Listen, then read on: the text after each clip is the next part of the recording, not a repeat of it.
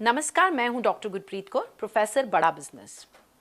आज के वीडियो की शुरुआत करते हैं एक बहुत पुराने किस्से से, जो किस्सा आपने भी जरूर सुना होगा। न्यूटन एप्पल ट्री के नीचे बैठे थे। अचानक एक सेब पेड़ से नीचे की तरफ गिरा।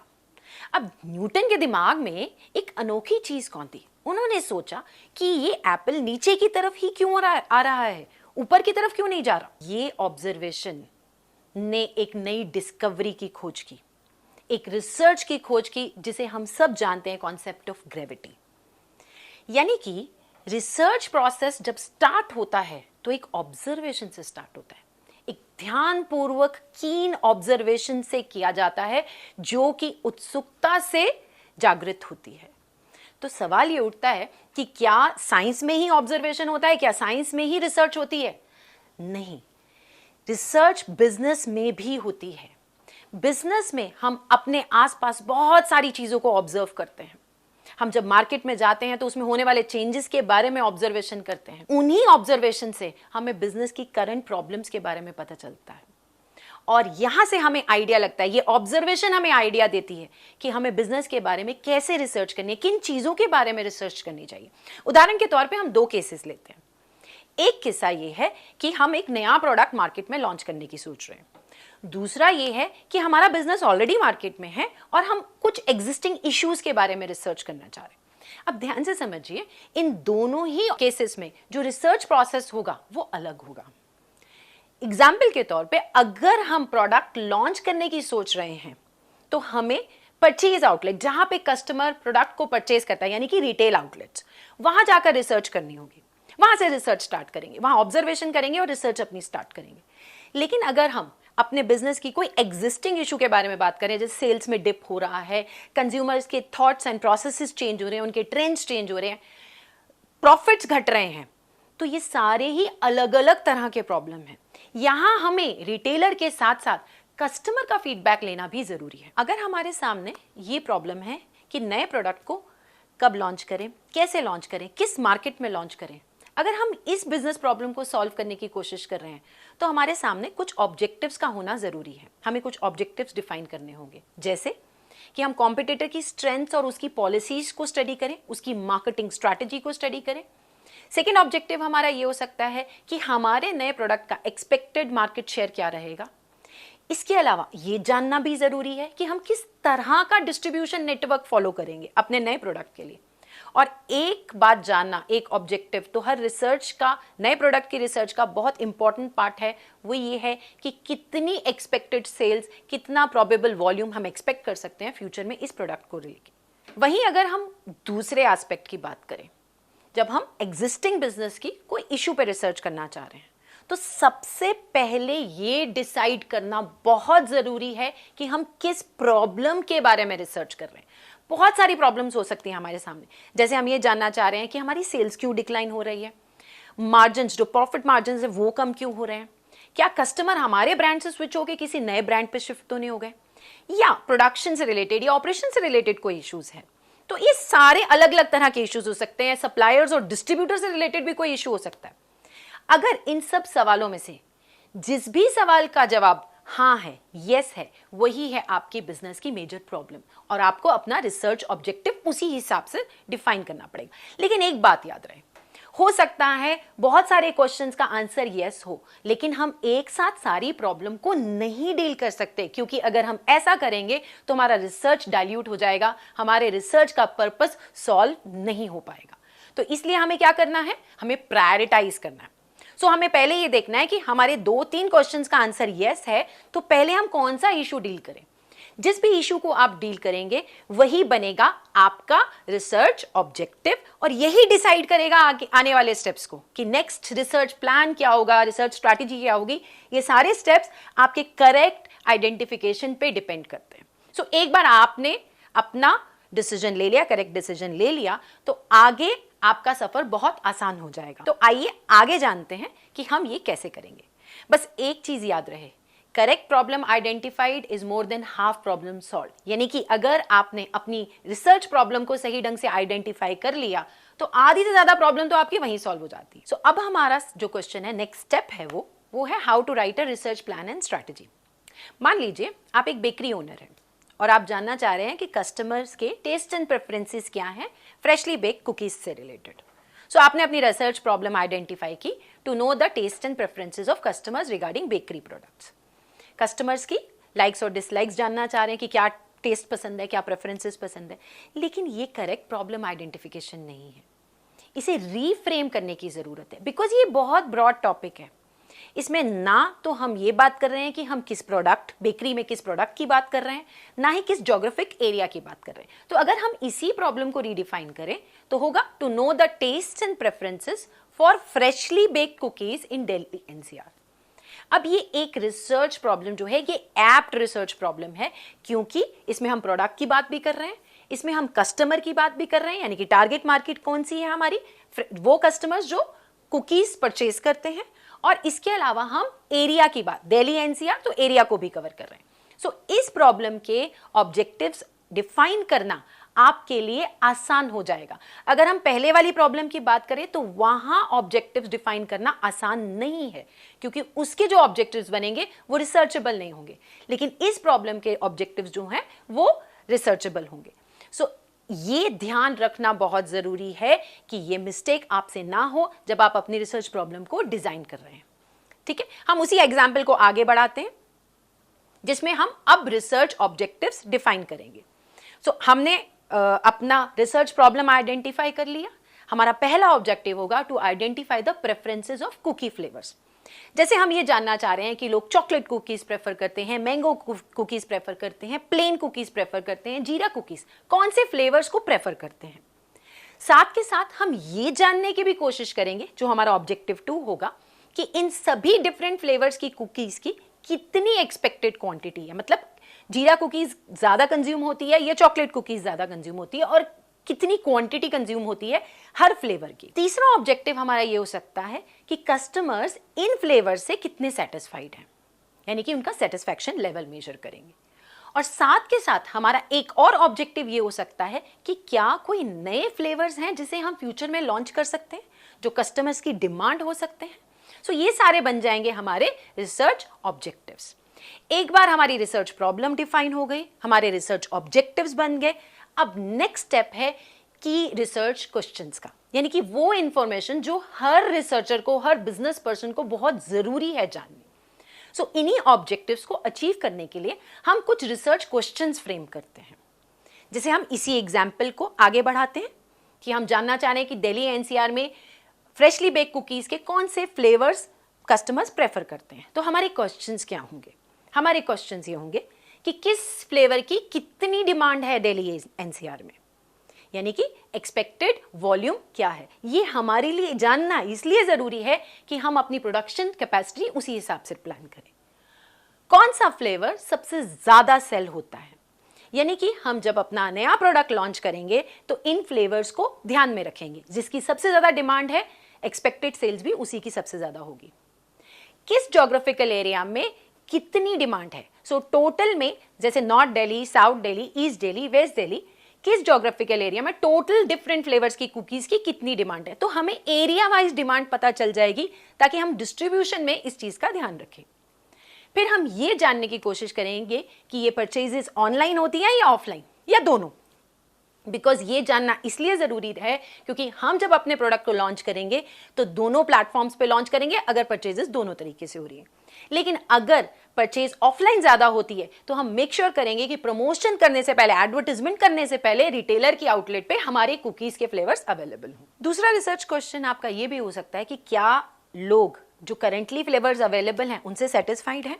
अगर सेटिस्फाइड हैं तो उनका सेटिस्फैक्शन लेवल क्या है, ये जानना परसेंटेज में बहुत जरूरी है। 70% लोग चॉकलेट फ्लेवर कुकीज से सेटिस्फाइड हैं, 60% लोग मैंगो फ्लेवर से सेटिस्फाइड है। इस तरह की जानकारी हासिल करना हमारे लिए बहुत जरूरी है। यहीं साथ के साथ हमारा एक रिसर्च क्वेश्चन ये भी हो सकता है कि क्या कोई नए फ्लेवर का स्कोप है इस मार्केट में। अगर हाँ, तो वो फ्लेवर कौन सा है जिसे लोग ट्राई करना चाहते हैं, जिसकी डिमांड मार्केट में है। और अगर ऐसा फ्लेवर लॉन्च हो गया तो उसकी एस्टिमेटेड डिमांड कितनी होगी, यानी कि वॉल्यूम ऑफ सेल्स कितनी होगी। सो ऐसे और भी कई क्वेश्चंस आपको अपनी रिसर्च से रिलेटेड इंफॉर्मेशन प्रोवाइड करेंगे। इन सब क्वेश्चंस की एक लिस्ट बना लीजिए। इन रिसर्च क्वेश्चंस को आइडेंटिफाई करने के बाद हमारे रिसर्च प्लान में नेक्स्ट स्टेप होगा आइडेंटिफाइंग डेटा नीड्स। हम डेटा कहाँ से कलेक्ट करें और कैसे कलेक्ट करें। पहले तो ये जानते हैं कि डेटा होता कितनी तरह का है। डेटा बेसिकली दो तरह का होता है, एक प्राइमरी डेटा जो कि हम प्राइमरी मेथड से कलेक्ट करते हैं, एक सेकेंडरी डेटा जो हम सेकेंडरी मेथड से कलेक्ट करते हैं। अब प्राइमरी डेटा वो है जो हम ओरिजिनल सोर्स यानी कि सैंपल रिस्पोंडेंट से कलेक्ट करते हैं। ये डेटा हम अपनी रिसर्च के लिए स्पेसिफिकली बनाते हैं और उसी को कलेक्ट करते हैं। तो हम जैसे एक डेटा कलेक्ट कर सकते हैं, ब्रांड की अवेयरनेस कितने लोग ब्रांड के बारे में जानते हैं, कितने लोग ब्रांड को प्रेफर करते हैं, कस्टमर की लॉयल्टी किस ब्रांड के प्रति ज़्यादा है। ये सारा डेटा हम पॉपुलेशन में से एक सैंपल को निकाल के उनसे इंटरव्यू करके पूछ सकते हैं। तो इस तरह का डेटा जो है इसे हम कहते हैं फर्स्ट हैंड इंफॉर्मेशन। और ये डेटा हम इंटरव्यूइंग से, ऑब्जर्वेशन से, मेलिंग से, फोकस ग्रुप इंटरव्यू से, इस तरह के कुछ मेथड से हम ये प्राइमरी डेटा कलेक्ट कर सकते हैं। तो ये हो गया हमारा प्राइमरी डेटा। जो स्टडी की हम बात कर रहे हैं, जिस रिसर्च प्रॉब्लम को हमने अभी आइडेंटिफाई किया थोड़ी देर पहले, उसके लिए हम प्राइमरी स्टडी कंडक्ट कर सकते हैं। वहीं दूसरी तरफ हमारा जो दूसरा डेटा सोर्स है जो कि बहुत पॉपुलर है और रिलायबल भी है, वो है सेकेंडरी सोर्स। इसमें हम ऑलरेडी पब्लिश डेटा उसको कलेक्ट करते हैं। तो सभी किसी ने, रिसर्चर ने कोई रिसर्च की, उसमें जो डेटा कलेक्ट किया उस डेटा को, वो पब्लिश हो चुका है। अब पब्लिश किए हुए डेटा को हम अपना बेस बना लेते हैं। तो याद रखिए, हर रिसर्च में जो प्राइमरी स्टडी कंस्ट्रक्ट की जाती है उसका बेस होता है सेकेंडरी डेटा जो कि रेडिली अवेलेबल है। अब ये स्टैटिस्टिकल स्टेटमेंट्स होती हैं, फिगर्स होते हैं, पाई चार्ट्स होती हैं, रिपोर्ट्स होती हैं, अलग अलग तरह की स्टडीज होती है, जैसे सेंसस रिपोर्ट जो गवर्नमेंट पब्लिश करती है, कंपनीज के फाइनेंशियल और एनुअल रिपोर्ट्स, इसके अलावा वर्ल्ड बैंक, यूएनओ, आईएमएफ जैसी बिग ऑर्गेनाइजेशंस की पब्लिश की हुई रिपोर्ट्स, जर्नल्स, मैगजीन्स, इसमें पब्लिश किया हुआ डेटा कहलाता है सेकेंडरी डेटा। डेटा को डिवाइड करने का एक और तरीका भी है, वो है क्वालिटेटिव एंड क्वांटिटेटिव डेटा। अगर हम एक ऐसा डेटा कलेक्ट कर रहे हैं जहां पे जो रिस्पॉन्स है उसे नंबर्स में काउंट किया जा सकता है या क्वांटिफाई किया जा सकता है किसी भी तरह, जैसे किसी ने आपसे पूछा कि आप कितने कुकी के पैकेट्स खरीदते हैं एक हफ्ते में, तो आप जवाब दे सकते हैं 2 या 3। तो ये डेटा नंबर्स में क्वांटिफाइबल है। वहीं अगर आपने पूछा कि कुकी का कौन सा फ्लेवर प्रेफर करते हैं, चॉकलेट कुकीज, मैंगो कुकीज, जीरा कुकीज, अब इसमें से रिस्पोंडेंट सिर्फ एक ही ब्रांड चूज करेगा, एक ही ऑप्शन चूज करेगा। इस तरह के डेटा को हम क्वांटिटेटिव डेटा कहते हैं क्योंकि इसे हम मेजर कर सकते हैं आसानी से। लेकिन अगर आप कस्टमर से या रिस्पोंडेंट से ये सवाल पूछते हैं कि आपको इस फ्लेवर में क्या पसंद आता है, आप चॉकलेट फ्लेवर ही क्यों पसंद करते हैं, चॉकलेट फ्लेवर में ऐसी क्या बात है जो आपके टेस्ट बड्स को अप्रोच करती है, या ये जो ब्रांड है ये आपको क्यों पसंद नहीं है, इसमें क्या चीजें नापसंद हैं, इस तरह के सारे रिस्पॉन्सेस हमेशा लॉन्ग आंसर्स के फॉर्म में होंगे, मल्टीपल ऑप्शंस होंगे, इसके अलग अलग रिस्पोंडेंट्स इसके अलग अलग जवाब देंगे, यानी कि इस डेटा को हम मेजर नहीं कर सकते। तो इस तरह का जो डेटा होता है उसे हम कहते हैं क्वालिटेटिव डेटा। हमारे रिसर्च में जो कि हमने अभी शुरू किया था प्रॉब्लम आइडेंटिफाई करके, इसमें हम क्वालिटेटिव और क्वांटिटेटिव दोनों ही तरह का डेटा यूज कर सकते हैं। और याद रहे, डेटा की नीड्स शुरू में ही आइडेंटिफाई करनी जरूरी है, बिकॉज अगर हमने रिसर्च को स्टार्ट करने के बाद डेटा की नीड्स को आइडेंटिफाई किया तो उस समय राइट सैंपल सिलेक्शन कर पाना हमारे लिए मुश्किल होगा। तो यहीं से आती है हमारे नेक्स्ट स्टेप की बात, यानी कि सैंपल सिलेक्शन। डेटा कलेक्ट करना सारे दिल्ली एनसीआर से तो मुश्किल है, लॉजिकल भी नहीं है और करेक्ट भी नहीं है। तो इसलिए हमें यह जानना जरूरी है कि अब ये डेटा हम कलेक्ट कैसे करें। तो इसके लिए हम करेंगे राइट सैंपल सिलेक्शन। वैसे तो हमने रिसर्च मेथोडोलॉजी पे पूरी वीडियो की है, लेकिन फिर भी राइट सैंपल सिलेक्शन बहुत जरूरी है और ये ध्यान रखना आपको जरूरी है किसी भी तरह के रिसर्च प्लान को बनाते समय। सो आइए अब नेक्स्ट स्टेप पे जानते हैं कि हम सैंपल कैसे सिलेक्ट करेंगे, सैंपल साइज क्या होना चाहिए और किस मार्केट से हम अपना सैंपल सिलेक्ट करेंगे।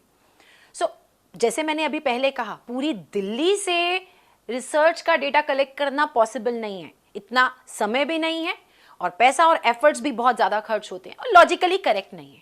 तो इसके लिए हम क्या करते हैं, एक रूल यूज़ करते हैं। हम करते हैं सैंपल सिलेक्शन, यानी कि हमारी पूरी पॉपुलेशन में से हम कुछ लोगों को सिलेक्ट करेंगे जो हमारे सैंपल रिस्पोंडेंट्स कहलाएंगे। तो सबसे पहला सवाल जो आपके दिमाग में शायद आ रहा होगा कि कितने लोगों को सैंपल के तौर पे इस स्टडी में इंक्लूड किया जाए। तो इसके लिए एक गोल्डन रूल हमेशा याद रखें, 10% ऑफ द एंटायर पॉपुलेशन। सो अगर हमारी पॉपुलेशन 1000 की है तो उसमें से हमें 100 लोगों को अपने सैंपल में सिलेक्ट करना होगा, तो 100 होगा हमारा सैंपल साइज। अब ये सवाल उठता है कि इन 100 लोगों को सिलेक्ट कैसे करें। इसके लिए आपको 2 वेरिएबल्स का इस्तेमाल करना है। आप दोनों वेरिएबल्स यूज कर सकते हैं, दोनों में से कोई एक वेरिएबल यूज कर सकते हैं, ये आपकी कन्वीनियंस के ऊपर है। ये 2 वेरिएबल्स हैं, ज्योग्राफिक और डेमोग्राफिक। अगर आप डेमोग्राफिक वेरिएबल चूज कर रहे हैं तो आप रिस्पोंडेंट्स को सिलेक्ट कर सकते हैं उनकी इनकम, एज, ऑक्यूपेशन के हिसाब से। दूसरा तरीका है ज्योग्राफिक एरिया सेगमेंटेशन। इसमें हमने पूरी पॉपुलेशन की ज्योग्राफिकल लोकेशन को अलग अलग हिस्सों में डिवाइड कर दिया।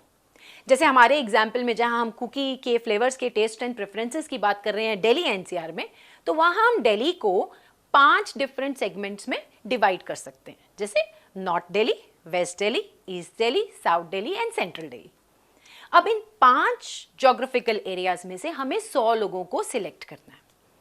बड़ा मुश्किल क्वेश्चन है कि 100 लोग इन 5 एरियाज में से हमें सिलेक्ट करना है। तो अब जानते हैं कि हम मेथड कौन सा यूज करें सैंपल को सिलेक्शन करने का। सैंपल को सिलेक्ट करने के बेसिकली 2 मेथड्स हैं, probability method and non probability method. जिसमें प्रोबेबिलिटी नाम से ही हम जानते हैं कोई भी सिलेक्ट हो सकता है एज अ सैंपल। हम ज्योग्राफिक सेगमेंटेशन यूज करते हैं, जैसे कि हमने पहले किया था, north Delhi, south Delhi, west Delhi, east Delhi and central Delhi, इनमें से स्ट्रेटास बना देते हैं, तो डिवाइड कर देते हैं ज्योग्राफी वाइज और इनमें से 100 लोगों को सिलेक्ट करते हैं। अगर हर एरिया से 20 रिस्पोंडेंट्स हमारे सैंपल में आए, यानी कि हर ज्योग्राफिक एरिया में से 20-20 लोग मिलके टोटल 100 का सैंपल बना रहे हैं, तो इसे हम कहते हैं प्रोपोर्शनेट रैंडम सैंपलिंग। लेकिन अगर वेस्ट दिल्ली से 30 है जबकि साउथ दिल्ली से सिर्फ 10 लोग ही हमारे सैंपल में सिलेक्ट हो पाए, तो इसे हम कहते हैं डिसप्रोपोर्शनेट रैंडम सैंपलिंग। इसी तरह से हम नॉन प्रोबेबिलिटी मेथड यूज करते हैं। नॉन प्रोबेबिलिटी में बहुत आसान है, हम अपनी पसंद से रिस्पोंडेंट सिलेक्ट करते हैं।